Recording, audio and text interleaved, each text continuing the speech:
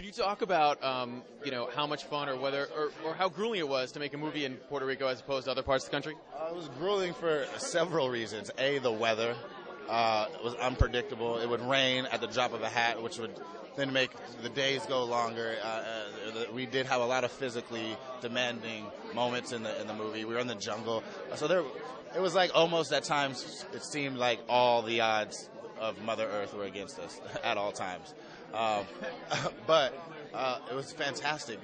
With that said, it was one of the best experiences I've ever had on a movie. I made great friends, and we had a ball in Puerto Rico. Ed, when we were on set, was that you guys or a bunch of you guys were going to do a big stunt of a 120-foot tower, or was that just him? I heard that when you guys came to set too, and I was like, what is this? What is this? Apparently Jeffrey's character did have to jump off quite a high dive, but again, our stuntmen were fantastic and ridiculous, insane, and they actually did it, man. But luckily we were safe in our trailers. Right. So I know you've been to Comic-Con and events like this a number of times before. Have you ever come? I have. And how does WonderCon compare? Like, what was the crowd like up there? Somebody made the wrong comment that, it's not going to be too many people out there. Don't worry. We walk out there and it's like, okay. Yeah.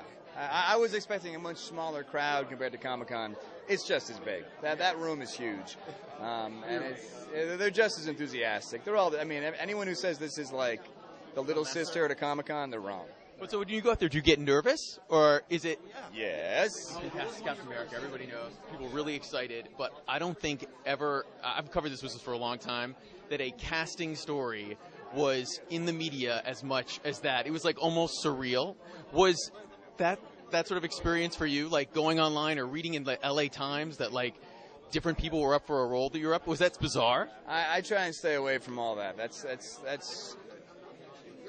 it's almost none of my business. It's a slippery slope when you start reading that stuff. It starts to. I have enough trouble doing press, and you end up living in your own head a lot more than you like to, and you start reading that stuff, and you could.